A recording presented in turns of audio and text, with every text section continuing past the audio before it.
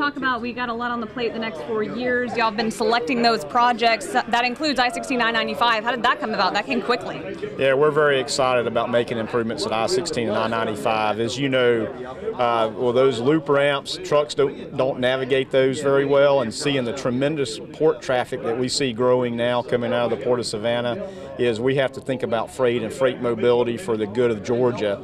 And then secondly is just the daily commuters you have in and out of Savannah. So we're very glad that as part of that project, we will be widening I-16 from I-95 down to 516 to really provide some mobility options as we see tremendous growth in traffic, but not only normal traffic, but freight traffic as well, which access there at Dean Forest Road. So again, a major investment by Georgia focused on people movement and freight movement. So we're glad that we'll be getting underway, and then next year be receiving a best value proposal from developers to advance that project ahead. And how does that prioritization come into play? I mean, we've got a lot of projects.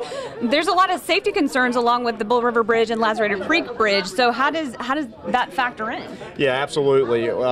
Prioritization of projects is very critical, and of course we look at all kind of factors. We have our safety programs which have dedicated funding to those. We have bridge programs which have specified funding for those programs. We have capital projects, and the project on I-16 I-95 is actually a design build project, and where the contractor actually will design the project and build it sort of concurrently. So as far as it goes to prioritization, that project sort of emanated out of freight and logistics plan that we have, and looking at freight movement and the growth in the ports.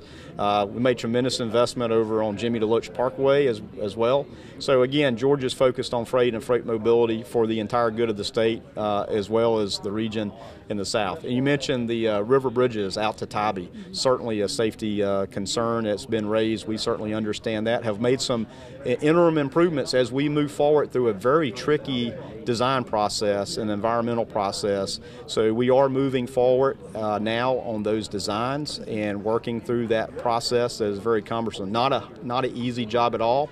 But I'm glad that we're making progress, and also I'm glad that we've been able to make some of those interim improvements, such as adding the turn lane out at Fort Pulaski, working on the striping and trying to get the cars separated on the bridges with the little post we could put it there. So hopefully we'll see some benefit from that as we move forward. And I think the big concern, though, from many folks is that, and they appreciate those improvements for sure.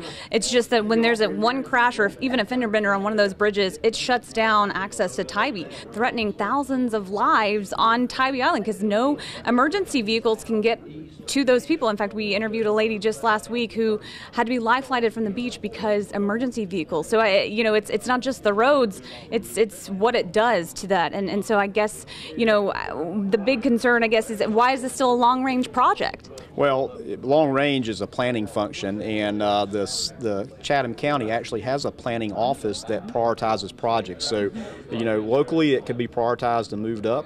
Certainly we're working on it now, and we're underway with the first steps, which really can help you discern the timelines that are needed as funding can go forward. So it's sort of if you talk about funding being long range, it may be in that category now, but we're doing the design work and the environmental work, which will inform us better to when we could advance that. So that would be the goal, is certainly as we better understand the complications of working in marsh, in the tidal areas, also with the U.S. government and the property of the Fort Pulaski. A lot of complications there that are not easy, but I'm very optimistic that there's a lot of good things happening, that those things could be sped up and expedited, because there's a lot of focus on that, certainly focus from us.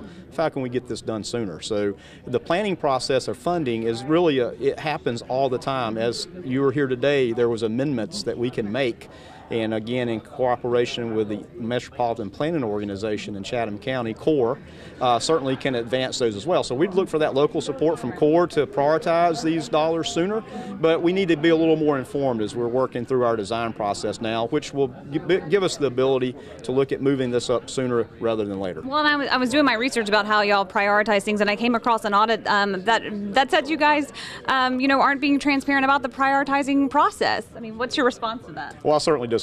We're very transparent. You go to our webpage, you can find any project, any detail, the funding source. We have public meetings for the planning process, Every metropolitan planning organization meeting is a public process. This is a public meeting today as well, open to the public. So I certainly understand that audit and its findings, but I'd certainly disagree that we do and are very transparent, the most transparent that we've ever been. So as long as this remains a long-range project, then are y'all assuming the liability of what could happen to those lives on Tybee if something shuts it down? Well, listen, people have to be accountable, and safety is number one for us. We take that very seriously. You heard our Drive Alert and Arrive Alive campaign.